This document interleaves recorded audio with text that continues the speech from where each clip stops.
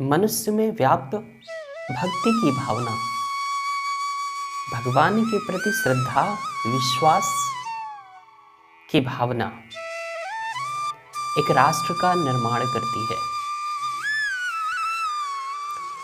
आप इस सेंटेंस को सुनते ही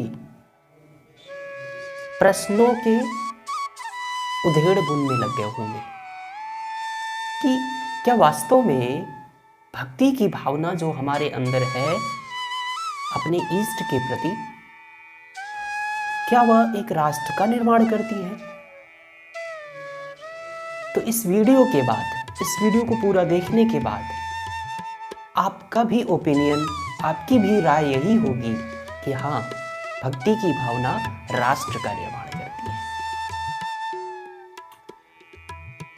इससे पहले हम राष्ट्र और राज्य क्या है इसके अंतर को समझ लेते हैं, तो भली भांति हम इसका विश्लेषण कर पाएंगे कि भक्ति की भावना भगवान के प्रति, अपने इष्ट के प्रति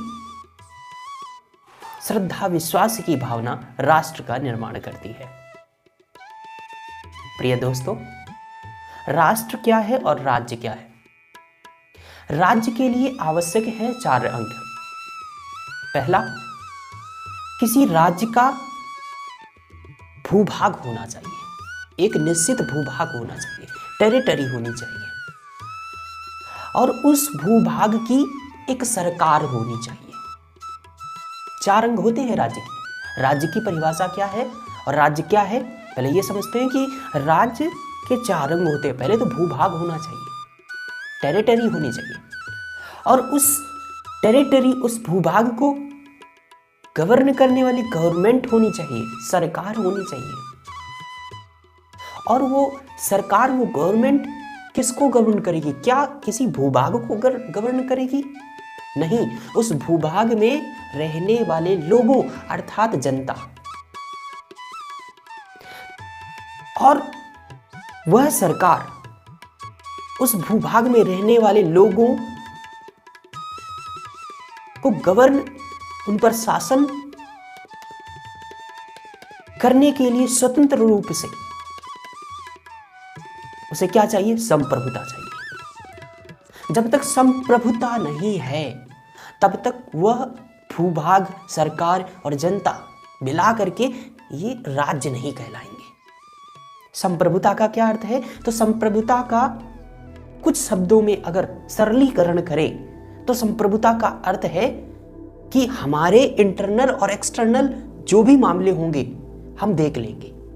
दिस इज कॉल्ड सॉवरेनिटी, संप्रभुता। भाई, अगर किसी सरकार पर किसी और का डोमिनेंस है, कोई और उसे गवर्न कर रहा है, कोई और उसे निर्देश दे रहा है कि ऐसे करो, वो करो, ये ना करो, तो क्या वो सरकार है? नहीं ना। सरकार तो तब बनेगी ना जब उसे अपने डिसीजन लेने का पावर हो। तो इसका अर्थ यह हुआ कि सॉवरेनिटी होनी चाहिए, संप्रभुता होना चाहिए। तो किसी राज्य के लिए 4 आवश्यक अंग हैं। पहला, भूभाग होनी चाहिए, भूभाग पर फिर सरकार होनी चाहिए और जनता होनी चाहिए, और उसको प्राप्त सॉवरेनिटी, संप्रभुता होनी चाहिए। तो इसे कहेंगे हम राज्य। ये तो 4 अंग हो गए, लेकिन राज्य क्या है? राज्य एक पॉलिटिकल आइडेंटिटी है। भारत एक राज्य है, अमेरिका एक राज्य है, और उस राज्य के आवश्यक 4 ये अंग हैं। अब राज्य की हमने बात कर ली, अब राष्ट्र की बात करते हैं कि राष्ट्र क्या है। तो राष्ट्र है the feeling of oneness, the feeling of unity, the feeling of brotherhood, भाईचारे की भावना, एकता की भावना, ये है राष्ट्र। जब किसी राज्य में रहने वाले लोगों के अंदर की जो भावना है, हम सब एक हैं, जब ये भावना बन जाती है तो एक राष्ट्र का निर्माण करती है। और हम सब एक हैं, ये भावना कैसे आएगी? वहां की संस्कृति से आएगी, वहां की कल्चर से आएगी, वहां के इतिहास से आएगी।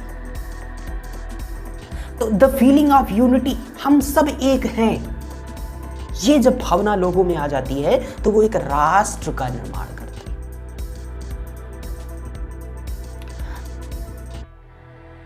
तो राष्ट्र क्या है और राज्य क्या है, दोनों को आपने सरलीकरण कर लिया। अब आप देखिए कि feeling of oneness, feeling of unity, ये कैसे आएगी लोगों में। तो जो भारत के महान विद्वान हुए, भारत का इतिहास इतना पुराना है जितनी पुरानी यह धरती है। कहने का मतलब है कि भारत का इतिहास प्रथम दृष्टया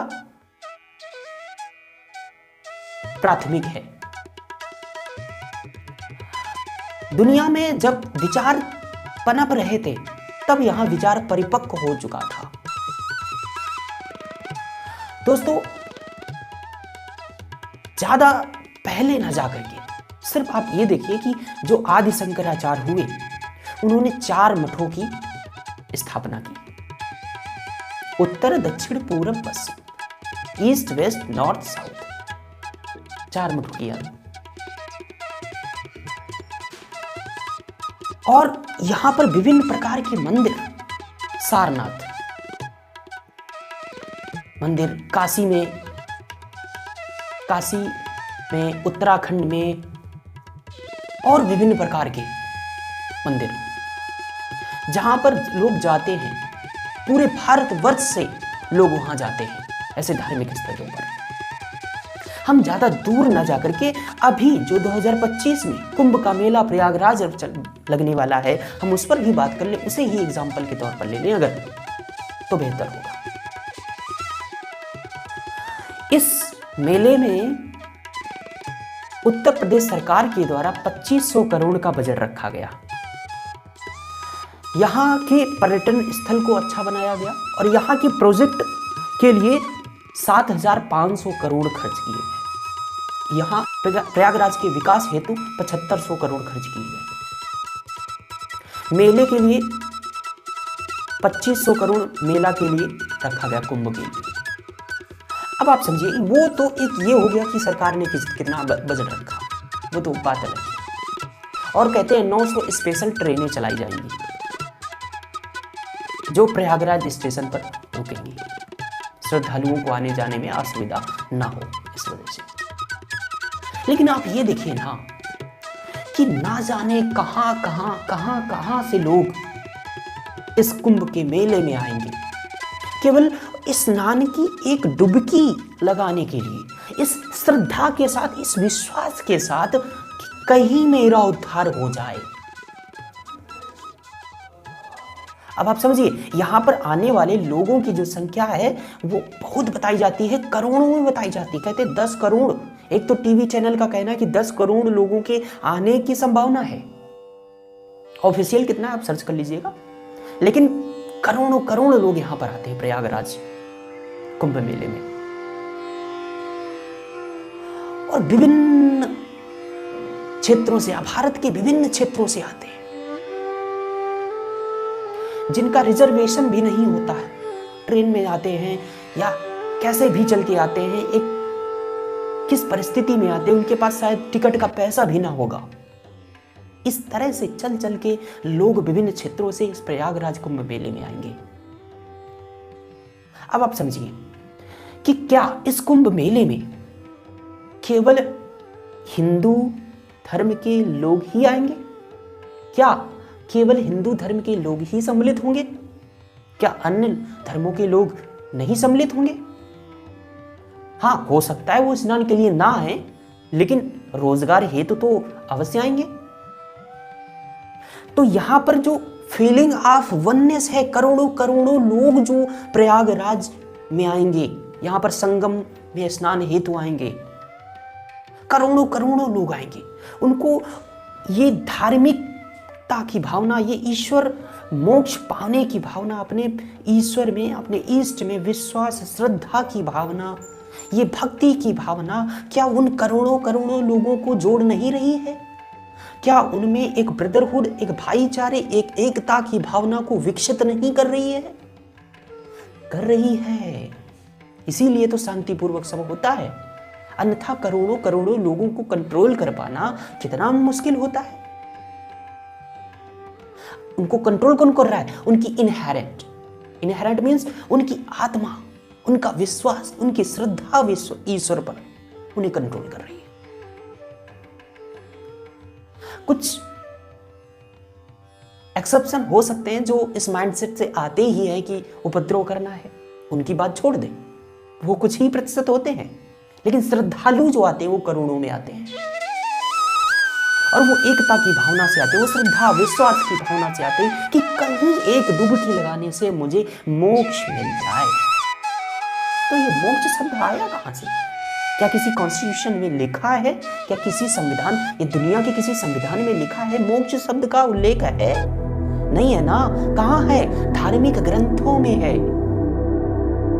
और वो धार्मिक ग्रंथ हमें ईश्वर, अपने इष्ट के प्रति एक भक्ति विश्वास की भावना उत्पन्न करते हैं, और यही भक्ति विश्वास की भावना, यही धार्मिकता, यही भक्ति की भावना वननेस फीलिंग लाती है।